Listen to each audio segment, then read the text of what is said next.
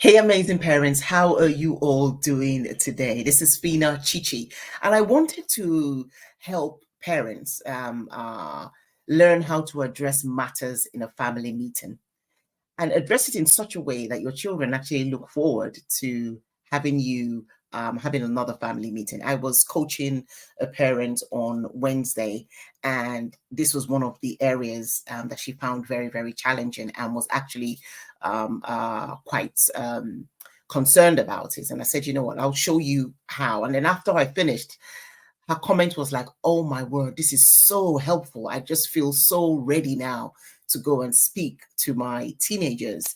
And after that, I thought, you know what, I'm going to share this as one of our videos as well on YouTube to help every parent out there. It's easy to say, okay, let's have a meeting. But how do you actually address matters in those meetings? Address them in such a way that your children actually look forward to, your teenagers, your young adults, they actually look forward to having more meetings in the future rather than dreading the meetings in the future. So I'm going to share with you a few tips on what you can do. Okay. I think, first of all, the intention of the family meeting is really, really important. The intention is so vital because if you have an intention of, okay, I need to have a family meeting, we need to correct all this stuff that these guys have done, they're not listening, we've got to get them, set the rules, get them to, listen to the rules again, then we've actually missed the point. If that's the intention of the meeting, there's more to the meeting than correcting. I'm not saying you're not going to correct them. I'm not saying you're not going to share rules with them, but the main intention is that's not what the main intention is about. Okay. The main intention for your meetings are not about finger pointing or, criticizing your children or using that time in pointing out all the wrongs they've done. Now, the best kind of meetings, your intentions for the meeting, and it's important to set those intentions out, that your intentions, you plan those meetings with your spouse or with yourself, as you plan those meetings are about connection. Those meetings they're about quality time together.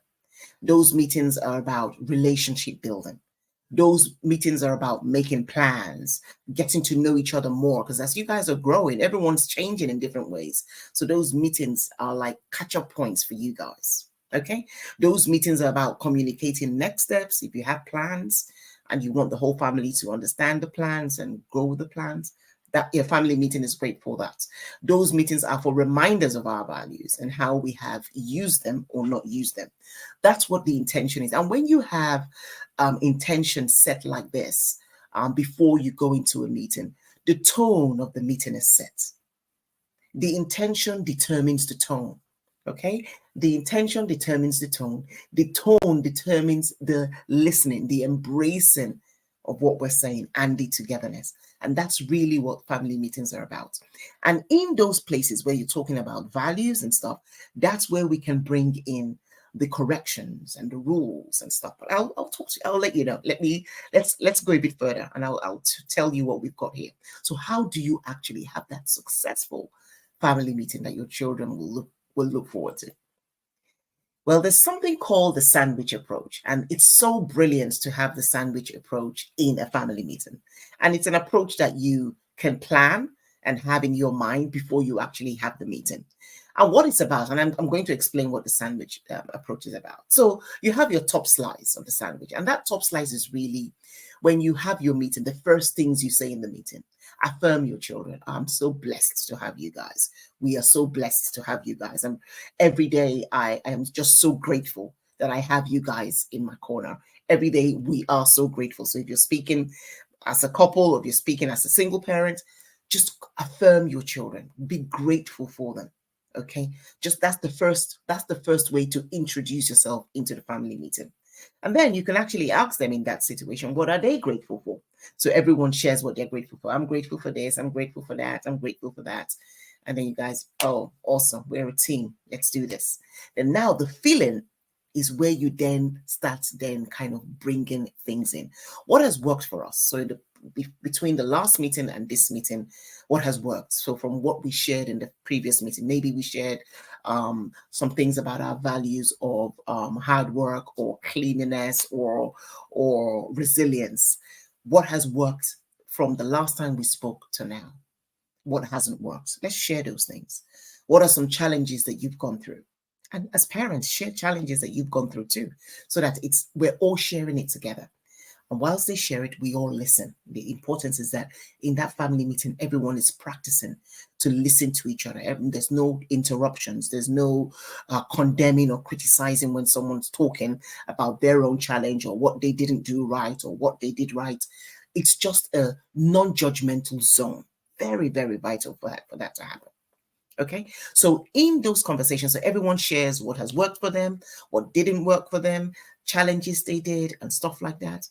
And then as the parent, then you can then, after everyone has shared their own areas, including yourself, then you can talk about, okay, let's talk about areas of development. That's what you call it. It's more empowering when you call it areas of development, rather than saying you did this wrong, you're always doing this, you do. Mm-mm. Let's talk about areas of development and have an area of development that you as well need to work on as a parent. Include yourself in that, so that it's not just about them having areas of development. We always have areas of development in one way or the other, even if it's a work stuff or home stuff, anything, exercise, eating right. We always have some areas of development to work on. So include yourself in that conversation about the areas of development that you want to do. And then that's when you can then show and actually talk about the areas of development you would want them to work on. Okay, I see that you're not all, your waking up has become quite whatever. We need you to start working more on waking up on time or getting to bed on time or doing this or your homework, not doing a lastminute.com. Those areas we need to start working on, developing in those areas. Okay, so that's what I will encourage you to do. And if you need any help, let us know. We'll especially if you're talking to teenagers. If you're talking to younger children, then you say, okay, these are the ways we're going to do it. This time we're going to set an alarm, or we're going to write a to-do list, then you aid them in that situation. But if it's for teenagers, then let them go think about it. Let them go and think about ways that they can develop in those areas. And if they need our help, then we're there to actually help and suggest things to them. That's how the conversation should go. And then we can remind ourselves of our values. Okay, what 3 values are we going to focus on more in this month or in this quarter, depending on how frequent your meetings are? What values are we going to focus on? We can share the values. We can give examples of what we're going to do regarding those values. And that's it for the filling. So now the bottom slice of the bread is again concluding with affirmations and positive expectations. I trust you guys. I know that you guys can do this. I know that we can do this as a team. All these areas of development that we've talked about, I know that we can do it as a team. And we love you guys. I love you. You appreciate them and stuff. You can even ask them again in that bottom slice. You can even ask them, what have they taken from this meeting? What is something they're going to take from this meeting? And then everyone shares little bits of what they've taken from the meeting, something they're going to do, something they're going to work on more, and stuff like that. And that's it. In that meeting, you've affirmed them, you've increased their confidence and their self-worth. You've also talked about the challenges, you've shared the values, you've reminded them of the values, you've talked about areas of development. You've concluded with that affirmation and that positive expectation that these things are going to be done. When you agree the next meeting. Okay, we're going to have our next meeting next month, or it's going to be the next quarter, depending on how frequent you guys have planned to have these meetings and where your children are. Some of us, our children are in different countries, so it's kind of all right every quarter or every half year, and then we can do stuff on Zoom. But these are things that we can all do as a family, and it keeps the family going. It keeps the family steady. And they can look forward to the next meeting, because in these meetings, you haven't attacked them. You haven't criticized them. You haven't passed judgment on them. It's been non-judgmental. They've seen it as a connecting space for them. It really works for young people. It really works for the family. So I'll just conclude with quotes that I have. Parenting is more than a role. It's a relationship. It's a behavior. It's a template of character. So let's go out there remembering that parenting is more than a role. It's a relationship, it's a behavior, and it's a template of character. And remember as well that communication is the bloodline for every relationship. And that includes relationship with your children as well.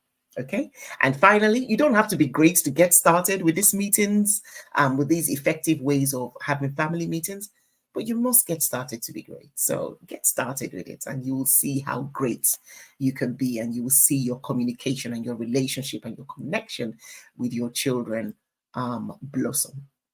And so thank you. And I trust that this helps. Take care.